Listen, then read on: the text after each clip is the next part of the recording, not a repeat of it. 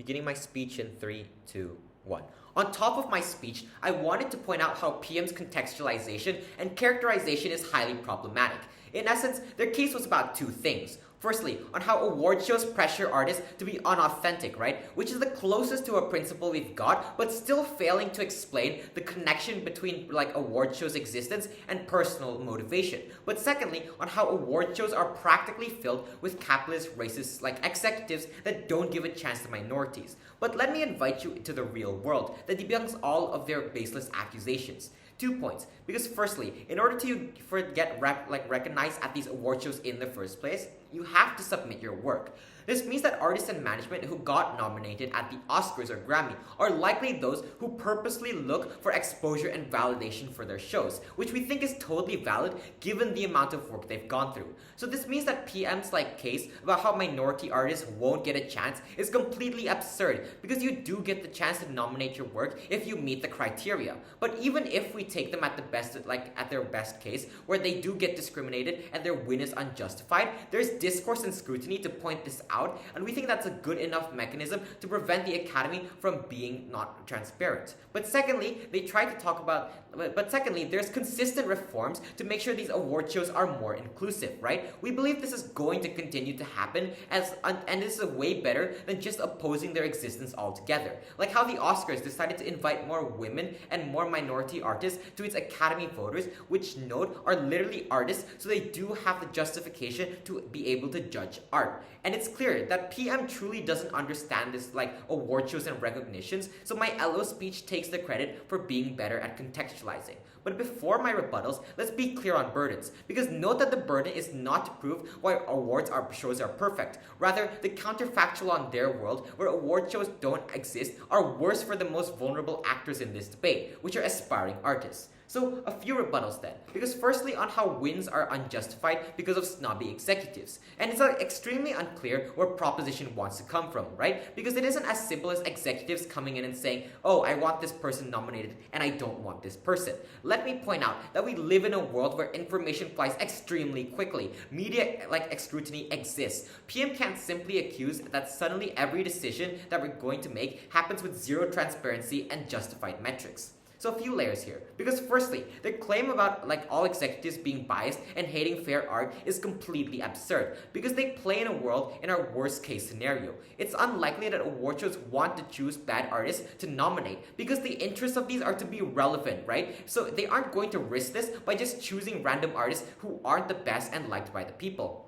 But secondly, they tried to bring up the point where there was an underrepresentation of minority, like African Americans. But note, panel, that this doesn't fly in any case, and I'll deal with this in my second argument. But lastly, they talked about how artists don't feel like they're being recognized because they don't win an award. But Proposition is clearly confused, because I'd like to point out a major contradiction. So let's play in their world, right? Because if it really is the case that people have lost interest and are aware that award shows are rigged, wouldn't that mean that artists would know that winning an award for themselves means nothing? If they know that it's actually biased, it's likely that they know that their self-worth actually exists, and not winning something doesn't mean that they're a bad artist. And with that, I believe I've dealt with all Proposition's points. So 2 arguments I'd like to forward. Firstly, on why our side is in line with the values of art, but secondly, on how this creates more exposure for aspiring artists. So first argument then, and on top, I'd like to highlight an important premise essential to understanding, because we can see the value of art that it is subjective, right? That people have different styles, but the difference is that we think art wants exposure and innovation, simply because when you make art, you don't make it for yourselves, you make it to express yourselves, but this doesn't work when nobody sees it. So 2 reasons why Proposition is behind. Because firstly, right, Proposition literally wants to hang on so tightly on the assumption that certain artists get more exposure than the rest. But this doesn't matter when you realize that these artists get awards not because they're that they're bad, but because they're good. Just because Leonardo DiCaprio got a Golden Globe award doesn't mean that his acting was bad. We think that when you receive an award from an award show, this only acts to prove that the world of art is still thriving.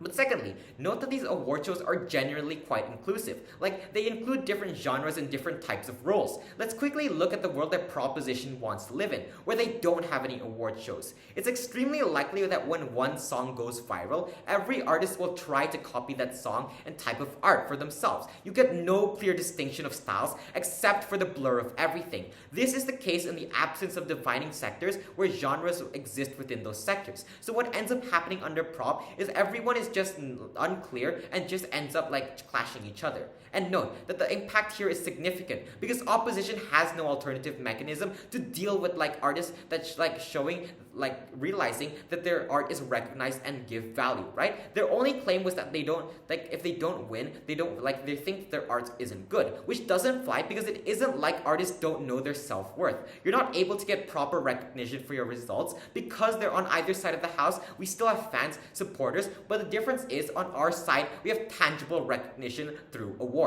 So why then should you vote for Opposition? And I have a few metrics here because firstly, artists can know their self-worth and extremely likely that artists will work harder to like become better and innovative at their art to get nominated for the next awarding. You get more pushing towards the development of art. It's like if they feel like their art could have won something but didn't, it's not like they're just going to give up on the spot. It's completely ridiculous for Proposition to bring this. But secondly, Proposition literally concedes that competition can be healthy. And we think that with specific genres, it's extreme through hip hop, right? It's artists are likely to want to diversify instead of sticking to one set norm. Note that countless artists have been nominated because they've done something different and innovative, which means that their claim doesn't fly. But secondly, the fact that they're like different genres in the first place means that there are different roles to win, means we aren't limiting art in the slightest. Only under our side do we place clear definitions on isolated genres, so that people can compete within their own styles of acting and painting instead of normalizing towards one song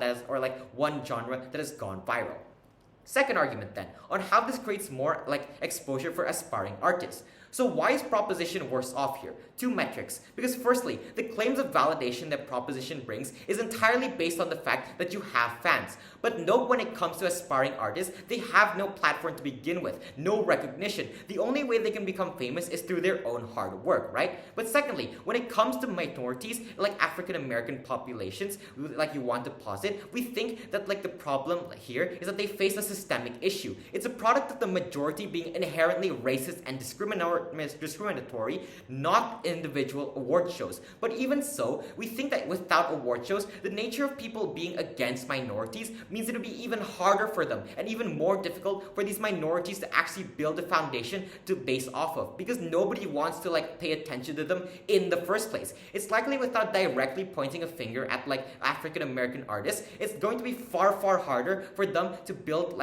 up against a white artist. So two layers of impacts, because firstly, aspiring artists without a platform are forced to build alone from the beginning to the end. You don't get proper recognition for this work, so when they do eventually succeed and they get no boost to become famous, right? And they don't unless they even if they make a good song, they're not going to get recognition. Only then the hope of the people will be stumble across it and share it with their friends. The only hope you get is wishing these people recognize it, right? But secondly, you make it significantly harder for minority artists to gain a platform in the first place, because it's not suddenly you make everybody unracist. Opposition's world is just taking away a platform that could help you with minorities, and we think that that's just completely absurd. So proud to propose.